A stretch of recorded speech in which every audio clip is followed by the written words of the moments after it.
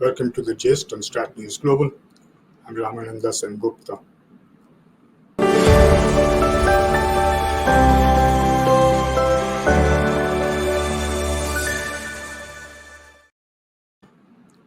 Our very special guest today is Ambassador Kanwal Sibal, who served as Foreign Secretary, Ambassador to Russia, France, Turkey. He's also at DCM in Washington, apart from a whole array of other senior positions in the MEA, both in India and abroad. And today we are going to be talking, Prime Minister Narendra Modi's visit to Poland and Ukraine. Thank you so much for joining us today, sir. I appreciate you taking time out. Sir, let's start right from the top. Prime Minister went to Poland, which is, I think, first Prime Minister in 45 years or something is what I heard. And then from there to Ukraine. What do you think were the sort of, key outcomes of this visit? Well, Poland deserves attention from us for the reason that it has become a significant player in the European Union. Its economic growth has been impressive in recent years. It is now very close strategically to the United States of America. It's a frontline state so far as Ukraine is concerned, and also EU's relation with Russia. This is what the new Europe. Poland represents the new Europe, which the Americans had identified as a more valuable partnership in the European Union than the old Europe, which had opposed them in the Iraq War. And of course, in the past, we've had very good relations with Poland. There's a lot of cultural interest in Indian culture and civilization. In Poland, they had established Sanskrit University way back in the 19th century. Our bilateral trade is about $6 billion. There's more than $1 billion of investment by Indian companies in Poland. So I think it was opportune for Prime Minister to make this visit. Now, whether he went to Poland because that is the only way to go to Ukraine, Right. or whether even initially he had in mind that Poland was one of the desirable options, like, irrespective of the reasons to go to Ukraine, I don't know. But the point is that if he had to make a trip to Ukraine, there's no way you can enter Ukraine unless through the Polish border. Now, I think there is a view that India has neglected its relations with this part of Europe. Whether you call it Central Europe or Eastern Europe, it depends on definitions, which actually is not quite true. Because if you look at our engagement with these countries, it has been pretty prolific. Now, everything can't be judged on the basis of a visit by the Prime Minister. Right. Our president has gone there. Our foreign ministers have gone there. Their presidents, their foreign ministers have come to India. At other levels, ministers have gone. We have various agreements with them. Our missions are functioning there. To the extent that they can be trade partners, that has been explored. But the narrative that is being built up, to my mind wrongly, is that this was something which we had neglected in terms of our foreign policy, and therefore we are now readjusting our foreign policy. And the Russian twist has been given to this, which to my mind is frankly absurd. To say that if prime ministers did not go to Poland for 45 years, was it because of Soviet Union or Russia? Well, when they were part of the Warsaw Pact, 3 prime ministers of India went there, but that's a different matter. But to say that it was because of Russian sensitivity is absolutely wrong. Nothing to do with Russian sensitivity. I mean, the prime minister goes to a country when he's sure that, or when we are convinced that something major can come out of the visit, it should come out of the visit, and there are longer term interests, the foundation of which should be set at a particular point in time. In other words, the overall growth of relationship has reached a point where there are now very bright prospects of building on that foundation. And therefore, Prime Minister visit is a recognition that we have achieved milestones. And now we can broaden and deepen the relationship.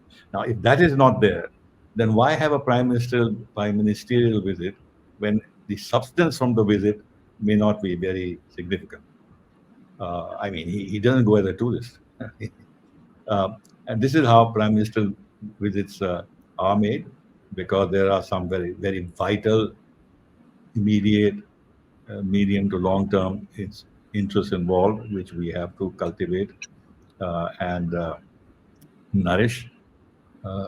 Or it can be, for example, if there are large Indian communities in some very small countries, whether in Fiji or in Caribbean or in Guyana in Latin America, then the prime minister can go because there's a reason to go. And even if it's a small country, but it has certain resources which are very valuable. After all, the countries in the Gulf, they're not very big countries, some of them. But there are very valuable resources they possess, and therefore the prime minister has to go. And then there is the other angle of our relationship with Pakistan, with the Islamic world, with the OIC, the issue of terrorism and what have you. So to my mind, there was no urgent reason that he had to visit Poland, because either there were problems that were developing which needed to be addressed, or there were such great opportunities that had been opened up in recent years that by not going, he was not giving a good signal to the polls. I think so. One shouldn't reach facile judgments that there's any Russia connection, and that Russia would not have felt happy in some ways if a prime minister had gone to Poland. So there it is.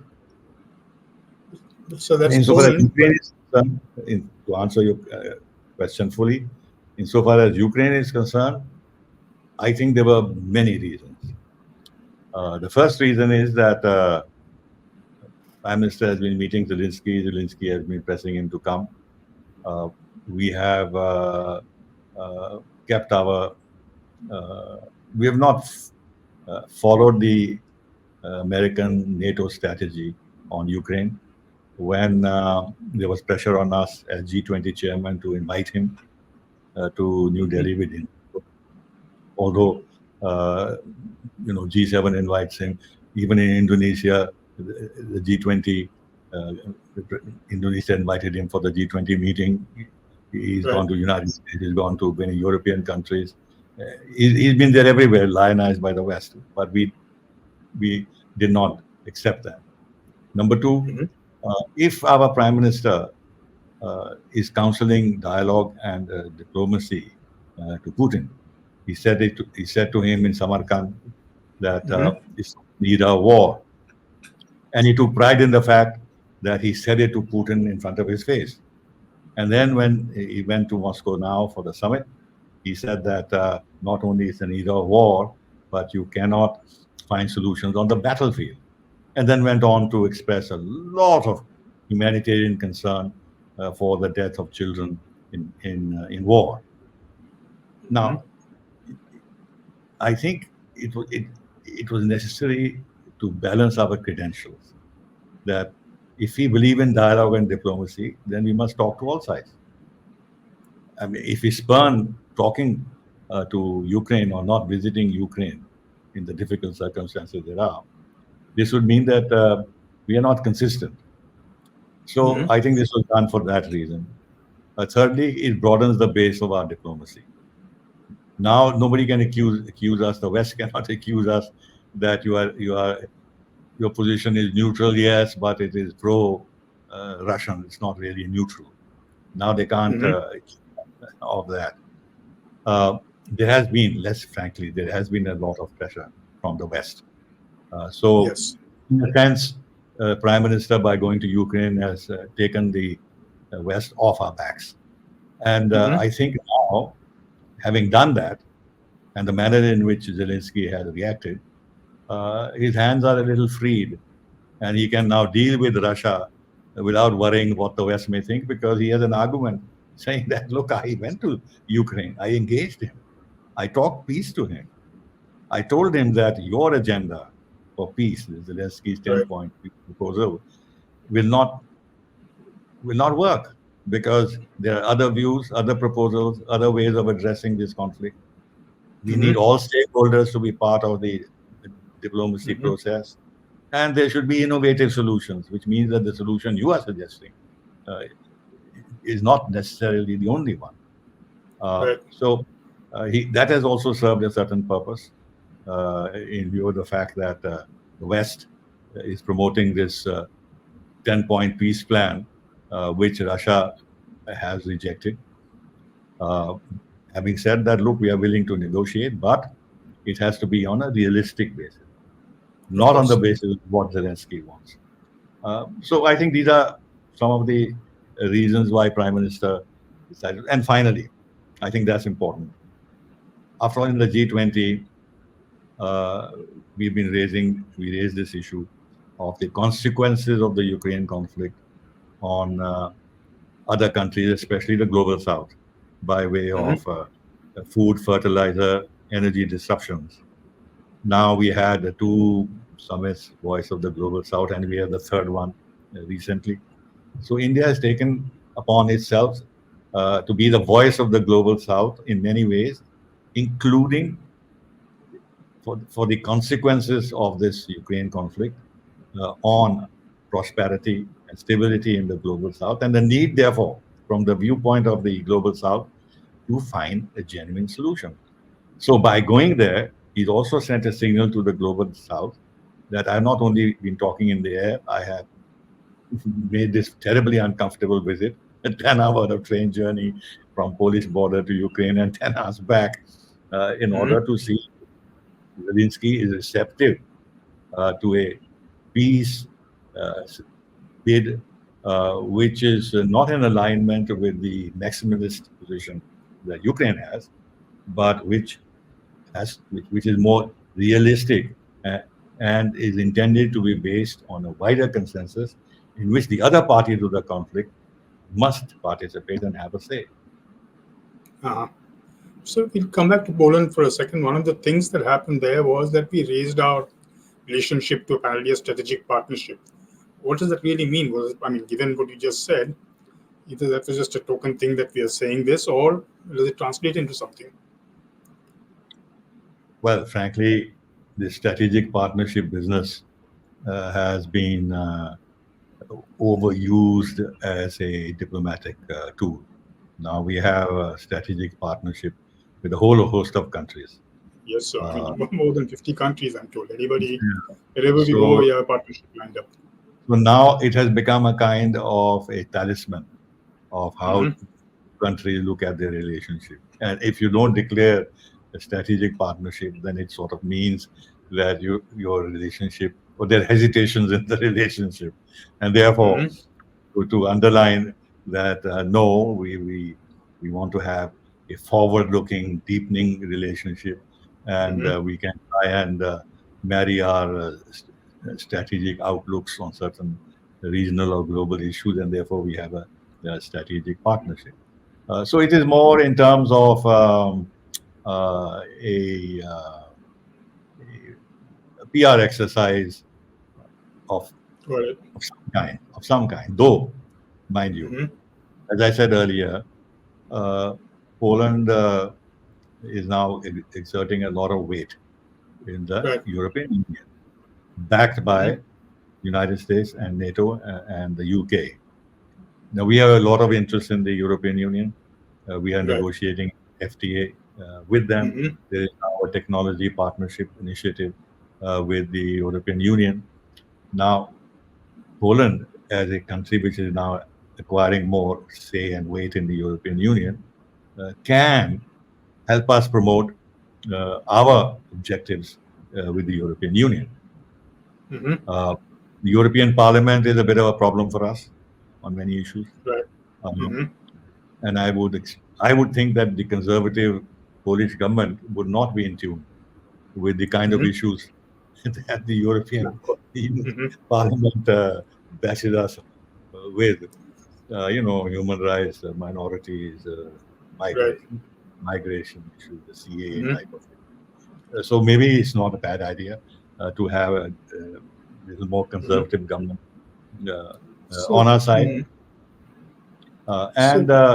Eventually, in terms of finding a solution even to the Ukraine crisis and ties with Russia, and stabilizing in some ways ties between Europe and Russia, Poland is a very major player because it is now the front line for NATO-US confrontation with Russia, and this can't last. And therefore, from our point of view, even Poland has to be sensitized from the viewpoint of global South and European stability within the European Union. That the future lies in dialogue and diplomacy and negotiation and stabilization and peace, rather than on the basis of past hostilities, which are very deep in Poland against Russia. Right. You want to then score some kind of how should I say score some points or more than points against Russia, keeping in mind the rancors of the past. So, I've also heard that we apparently a lot of the spares that for our weapons and stuff that we used to get from the Soviet Union, some of those are now still produced out of Ukraine rather than Russia. Do you think this might have been an opportunity for us to sort of revive some of that relationship? No. That I don't buy, because Ukraine is in terrible condition. It needs everything that it has from the Soviet times in terms of defense equipment, other facilities, manufacturing facilities. They're in dire straits. The kind of help they need in terms of sustaining this conflict with Russia, totally dependent on the West. And in a war situation, look, if we are ourselves saying that there has been a disruption of supplies, arms supplies, spare parts, and contracted equipment from Russia, because Russia has embroiled itself in a conflict, and therefore its factories and all, their first charge is to supply the Russian army, and therefore we are concerned. Now, if this is the situation with Russia, with a huge manufacturing base, how can Ukraine be a source of military equipment for us when they desperately need everything they have? Yes, in some Poland, in terms of some equipment they're discarding because they are now entirely going over to the US NATO standard equipment. So maybe some possibility of getting here and there, but that can't sustain the kind of large panoply of Russian Soviet weapons that we have in our inventory. Yes, they can help here and there in terms of filling a minor gap here and there, but it can't be the reason for assuming that they can be a substitute for Russia. So, the other thing that, as a seasoned diplomat yourself, how difficult is it to sort of, do what we are doing right now, which is to, talk to both sides of a conflict and still stay, well, not neutral, but still stay friendly with both? Because each side will expect you to sort of, do their agenda, as it were. How difficult is that? That is what has happened. And I'm not sure if Prime Minister Modi and his advisors did not anticipate this, that while we can offer our help, our contribution to finding some sort of a peaceful solution to the Ukraine conflict, there is not much that we have in our hands. I mean, what is the apart from goodwill, what is it that we can bring into the equation? The fact that, I mean, it is said, oh, we can talk to both sides. But I mean, look, the Americans are talking to the Chinese. So Jack Sullivan is in China these days. He's been meeting in various locations, even when they have identified China as their principal enemy. But they have Absolutely, of course. channels of communication, right? So if they want to talk to Russia, they can easily talk. Well, what's the difficulty? They have been talking in the past, right from the time of the Soviet Union. Right. So they really don't need us as a messenger. They can themselves send a message through various channels. Turkey is an excellent source of messaging. It's part of NATO, and it has very good ties with Russia too. And and Erdogan is a bit of a maverick, so he plays both sides. They can use Turkey. They can use other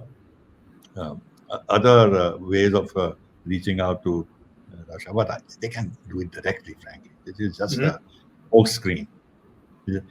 Why they've been pressing India to try and help in making peace, contribute, and this and that, is two things. One, to wean away India from what they see as a pro-Russian position, and secondly, hoping that this will create some wrinkles in the India-Russia relationship. Because if you are looking for a peace process, it can't be entirely on the basis of what Russia wants. Therefore, you have to dilute your own position to make it more acceptable to the other side, which cannot be something that would make the Russians very happy, So I think the idea also was that if we activate India and Modi, this might create some kind of a stress in Russia-India relationship. So it was never done it was disingenuous. It was not done with any serious purpose that India has it in its hand that to promote peace, that if Prime Minister goes to Putin and says that there should be a solution, and Putin will say, yes, I agree, there should be a solution. I mean, come on. I mean, if you hear what Putin has been saying in the past, and also said after Prime Minister spoke to him and briefed him on his visit to Ukraine, the statement that has come from Ukraine is very clear, very, very harsh on Zelensky, and saying that they have explained once again the fundamentals of the Russian position, which is that we are looking for negotiation. We had negotiations in Belarus and in Istanbul, but any peace, any negotiation has to be based on realities on the ground, and they are not going to at all, to my mind, yield on the fact that these regions of Russian-speaking regions of Ukraine have joined Russia. And finally, I think Prime Minister's timing of the visit to Ukraine was complicated by the fact that Zelensky, to my mind, took a very dangerous step of invading Russia proper by land. His incursion to Kursk. This is the first time after the Second World War the Russian territory has been invaded, and this is something very emotional for Russia. There's no doubt that Russia has felt humiliated. Right. We expect that Zelensky and his advisors would go that far. So, in fact, that, to my mind, made the Prime Minister's effort to that extent less productive. And Zelensky did it knowing that Prime Minister was coming with the peace bid. And as I said, the Russians have reacted very sharply.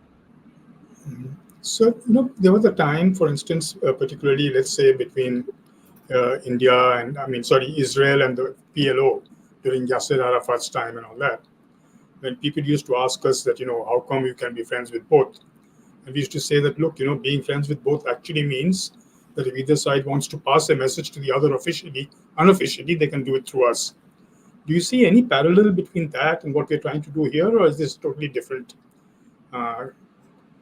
Well, it is, well, in a simplistic way, yes, it is more or less the same, that we can be a transmitter of messages from one side to the other. But if you're going to get into this game, then it has to be a sustained exercise. And this message passing can't be done at the Prime Minister level. He's not a messenger boy. Then you have to agree in principle that India will play a sustained role in trying to mediate not by bringing its own ideas into the discussions, but mediate in the sense of being a channel of communication from one side to the other on a sustained basis. This means that you have to make a very important decision and nominate somebody who will then be your representative for this. So it's not that easy saying that we will pass on messages. And personally, I don't think there is any need for it, for India to get into this game of being a messenger boy. We have to deal with this at a higher level, in the sense that if there is a G20 meeting, we should express what our thinking is. If it is in the Security Council, we should express what our thinking is. If it is next, it's a G7 meeting, we should say what our views are. And when we have bilateral meetings on the margins of multilateral meetings, we can always, depending on what the developments have taken place in between, we can always give our reflections on them, give our views on them. Generally speaking, we then, on the international stage, establish the fact that India is not indifferent, that India feels that this conflict needs to end. There are very vital interests of India and the global south that are involved, so India can't remain silent. And the other thing, which is diplomatic in the diplomatic sense, is that India can't leave the field free to China. Of course, they wanted a representative to establish peace or to promote the peace process. Turkey played a role, Qatar played a role, Saudi Arabia played a role. Now the Chinese and the Brazilians have proposed something, which means South Africa played a role, which means that three members of the original BRICS have played a role. So we can't just recede into the background and allow these countries to take the international stage as peacemakers when we are genuinely far more wedded to peace than at least China is, no? So, okay, we are almost running out of time, so I'll end with the last question, sir. So, in your considered view, this sort of war in Ukraine, I mean, Russians call it something else, but it's been going on for 2.5 years now, and I don't see really much movement on the ground in terms, except sort of a ding-dong battle, some win, some lose. Where do you see this sort of closing? And what kind of time frame do you think it'll take for it to? Just to take a guess, I know it's not an easy thing to speculate on these things, but do you see it ending sometime soon? Do you see any hopeful signs of this thing coming to an end, or do you think it's going to go on, like the Israel-Palestinian thing now? No. That can't happen for a variety of reasons. First, Russia is fighting a war of attrition. It's not an all-out war for them. They have very limited objectives, and that's what they want to achieve on the ground. They've been prevented from achieving that because NATO has given large-scale support to Ukraine. But nevertheless, their aims are limited, and they feel that Ukraine is paying a very, very heavy price in terms of its economy, manpower, this and that. And its infrastructure is being destroyed. Europe is getting tired. There's a sense of fatigue settling in because Europe is paying a very big cost. All the access to cheap energy and this and that is costing the German economy extremely dearly. In fact, Mhm. Germany has been the hardest hit. I mean, they blew up even the North Sea, the Nord Stream 2. Uh, in America, there is a serious division. Uh, in fact, the Zelensky and company are terribly worried that if Trump comes to power, that's the end of American support to Right. them. They're mortified at the fact. Mhm. So, but on the other hand, the Democrats and others and elements in the Republican side, they also are fighting a war of attrition that we will wear Russia down, we'll keep imposing costs on Russia, making life difficult for Mhm. them, in the hope that internally the Putin government will begin to pay a price, Putin himself will begin to pay a price, etc. etc. So there's a war of attrition on both sides. Now, the expectation is that this cannot last on the Ukrainian side. Okay. I have some reasonably credible information that the Ukrainian leadership, including Zelensky, know that the game is up.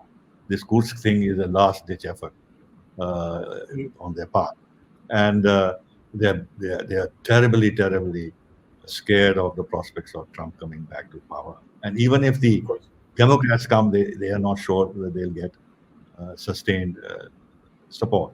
Therefore, they are willing to now negotiate, although they don't say so. What the terms of negotiation is, one doesn't know. So people say that beginning 2025, there would be some kind of final unraveling of the situation and some prospects of some negotiation and Mhm. peace. May or may not happen. I think it will. My view is it will be a frozen conflict in the sense that there will be no definitive solution Mhm. because it can't be one. Russia will Right. not give up its territory. Ukraine will find Mhm. it very difficult to leave territory. The Americans and others will never want that kind of a situation where Russia gains from the peace uh, that is made, which would mean a failure of their policy. It will have Oh. repercussions on NATO. Mhm. So they will not allow a Russian victory, and Russia can't be defeated. So in other words, stalemate. In other words, Of frozen course. conflict. So there has to be some sort of a Let me, face-saving gesture for both sides. let me end by another thing. The talk of a ceasefire. From the Russian point of view, they don't buy this strategy because the ceasefire will be used by the West to actually rebuild Ukraine. And then, if the next round of conflict is triggered, then Ukraine will be in a stronger position to inflict costs on Russia. So they will not agree on a ceasefire unless it's part of a much larger uh, solution which takes into account the security, long-term security interests of Russia. No, no, no to Ukraine's NATO membership, and a guarantee by the UN Security Council. Uh, it's a tall order. It's a tall order. Mhm. So on that note, I think I have to close now because this thing only allows us to record for I think a bit more than 30 minutes. Thank you so very much. Okay. So it was a delight having you with us. And as always, I learned something. As I was telling you before the show, I remember you from 20 years ago taking time out to teach me a few things. And I look forward to having you with us again. Thank you so much. With pleasure. That was Ambassador and former Foreign Secretary Kanwal Sibal talking to us about the implications of Prime Minister Modi's visit to Poland and Ukraine. I do hope you enjoyed this particular episode of The Gist. I look forward to having you with us again. Don't forget to like, share, and subscribe. This is Ramananda Sengupta signing out.